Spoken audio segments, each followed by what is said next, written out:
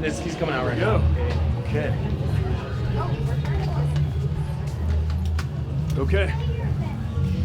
Okay, Mayor. Welcome to Maquoketa. Yesterday, news that John Lewis has cancer, and I know that you met with him a few months ago. I'm curious what went through your mind when you heard that news. Just that one of America's most courageous fighters is now in the fight of his life. And I think all of America is responding. Our hearts go out to him. If anyone can beat this, it's someone like him.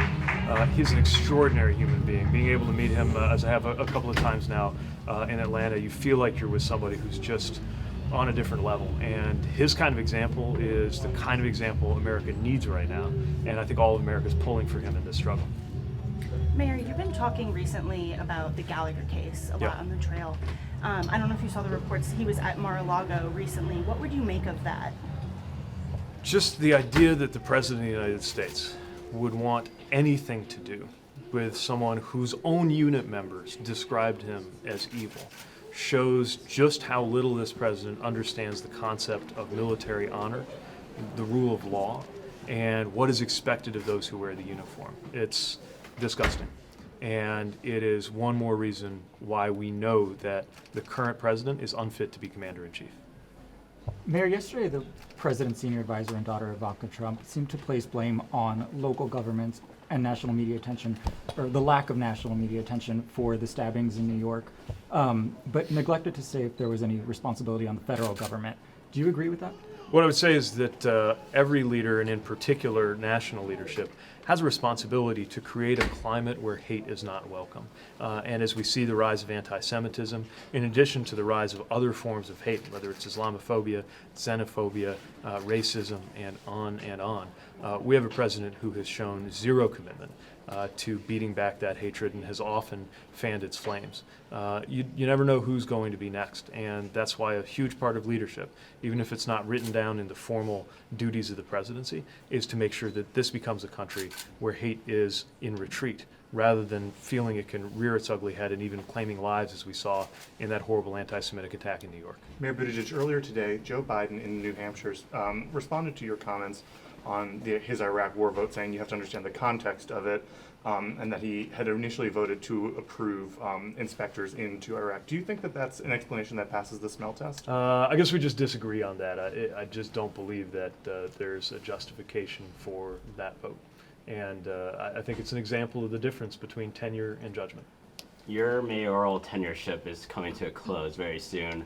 Have you reflected on what you will miss the most about being mayor of South Bend? Like, what is... You know, there's something unique and uniquely special about being able not just to shape a community, but to shape the community that shaped you. And I think the thing I'll miss the most are the public servants that served with us in the administration that we built and just did incredible work. Now, the good news is a lot of the people I worked with continue to serve the city, but I'll definitely miss being at their side day by day and just that opportunity to make a difference in my hometown. Of course, I believe South Bend will be impacted by what I'm seeking to do in the future too, but there's something just really special about your own community, and from ceremonial responsibilities like officiating at weddings all the way through to economic decisions and even the tough times like disaster management.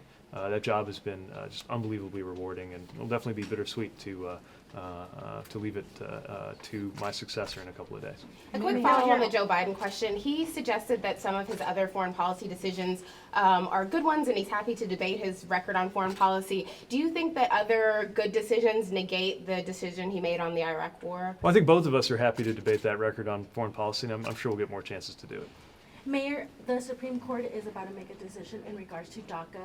You did make your immigration plan. Why is it important for you to support these dreamers? Well, dreamers are as American as any of us. They just don't have the documentation to show it. One of the things that has happened to me from time to time as mayor is learning that someone who I've always known as an important part of our community or family in our community, learning that they're dreamers and when they decide to come out, so to speak, as being undocumented. And it's a reminder that we're talking about people who form a very important part of the fabric of our community and deserve to be protected. The American people want these protections to happen, and we need to ensure that Washington can actually get it done.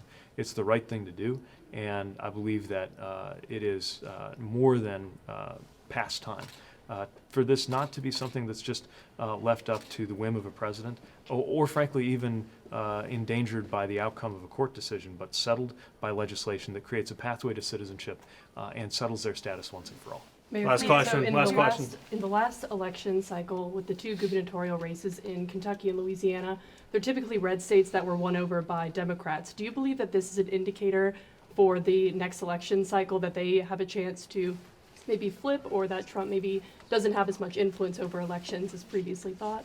Let me say this, in the last few days and across the last few months, we've been in a lot of counties right here in Iowa that supported President Obama and then voted for President Trump. And I'm seeing a groundswell of energy that leads me to believe that there will be a different result the next time around. We're seeing it in states that we think of as red states that have voted for Democrats this time around.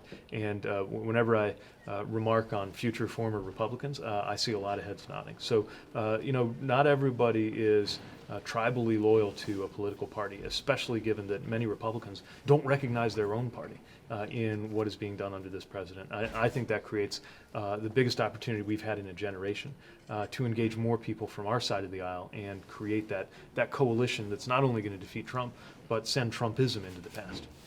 Thanks, everyone. All right. Thanks for joining us. Happy New Year. Happy New Year. Thank you. 2020.